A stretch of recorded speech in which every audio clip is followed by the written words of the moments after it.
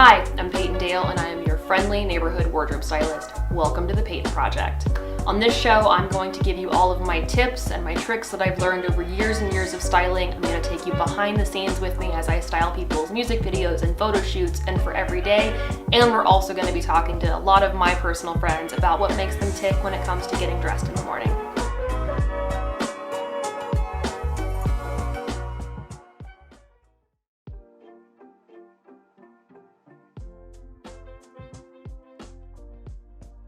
Hey guys, welcome to the Peyton Project. Today I'm going to be answering your questions that you sent to me on TikTok. So I'm going to answer these to the best of my ability and hopefully this helps you out. So let me just scroll through here and find some good ones. This is a great question. How do I keep my personal style in the office while still remaining professional? And I love this one. So it depends on what your dress code is in your office. Is it business? Is it business casual? What can we do here? And what I like to do is take the silhouette of business or more structured clothing and then add your little bit of oomph in it. So let's say you have to wear business formal attire to the office. I like to put on a blazer, but you can also put on a blouse underneath that has maybe your favorite color, your favorite pattern, maybe something really cool like that. You can put on a scarf like this that has a little bit of a pattern, but you can still add elements of your own personal style in as long as you keep the silhouette somewhat business related.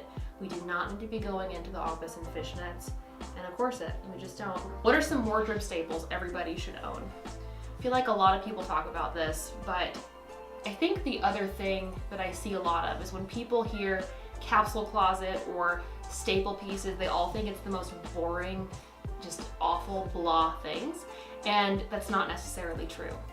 You have your own version of neutrals, where most people think neutral, black, white, gray, and those things are true. You have a color palette you're naturally drawn towards, even if you don't realize it. Look around your house, see what you're drawn towards. For me, my neutrals are black, white, and gray, but it's also leopard because I have enough of it where it becomes a neutral. That kind of purple, the same color of my chair that I always talk to you guys on, and mustard yellow. And if I buy something in any of those colors, I know it's going to fit in with what I have. So I think everyone needs to invest in great denim. I think everyone should invest in a fantastic set of button downs, maybe 2 or 3.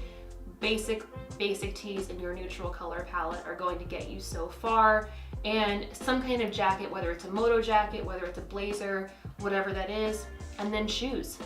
Mine is an ankle boot. That's my neutral. It goes with everything. I wear them with shorts, I wear them with dresses, I wear them with jeans, every single thing. But it comes down to finding what works for you in that category of neutrals. How to make a t-shirt stylish. I love t-shirts, I love band shirts. That's kind of like my uniform when I'm just kind of schlepping around. And my general rule is 4 pieces make an outfit, 6 make a look.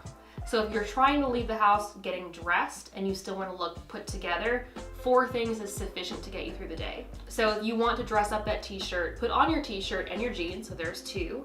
Switch out your normal kind of flip-flops or whatever you throw on for a fun version of maybe you're wearing a tennis shoe, but it's a fun colored Chuck Taylor. Maybe it's an ankle boot or a flat. There's 3.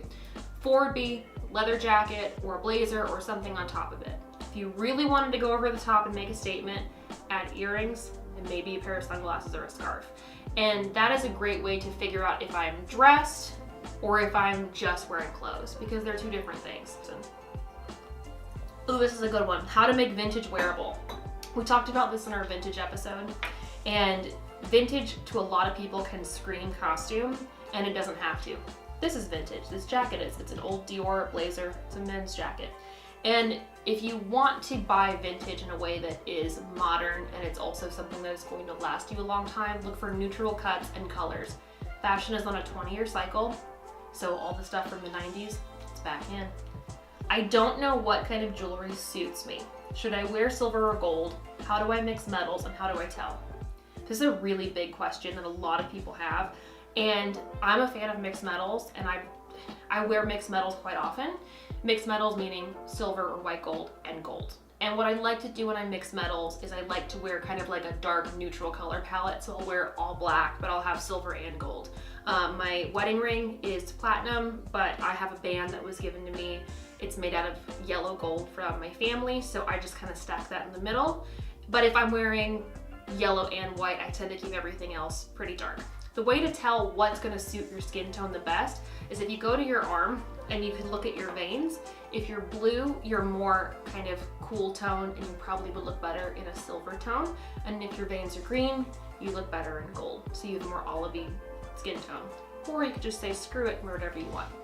When it comes to what kind of jewelry to get, it all depends on your lifestyle, it depends on your personal taste and your proportions. For me, I like to wear a lot of rings because I feel like I have fairly large hands, and the rings that I get are in proportion to that. So if you have small hands, this ring would look ridiculous on you, but because I have these kind of longer hands, it seems to work. So if you're smaller and more petite, go for more dainty pieces. If you're taller, if you're less of a petite person, that's a better way of putting it, go for over the top. I also like to layer smaller pieces of jewelry when I'm wearing earrings or necklaces, but once again, just preference. Someone asked on here, how do I get the model off-duty, chic, cool girl look when you're not a model? And this woman also made a point to say that she is a size 14. When it comes to checking out style, influencers, models, people in the industry, you need to ask yourself one question. Do they actually have good style, or are they just skinny? So many models have this model off-duty look and they get hailed as these massive fashion icons. But if that outfit would not translate into a mid-size or a plus-size person, it's not a good outfit.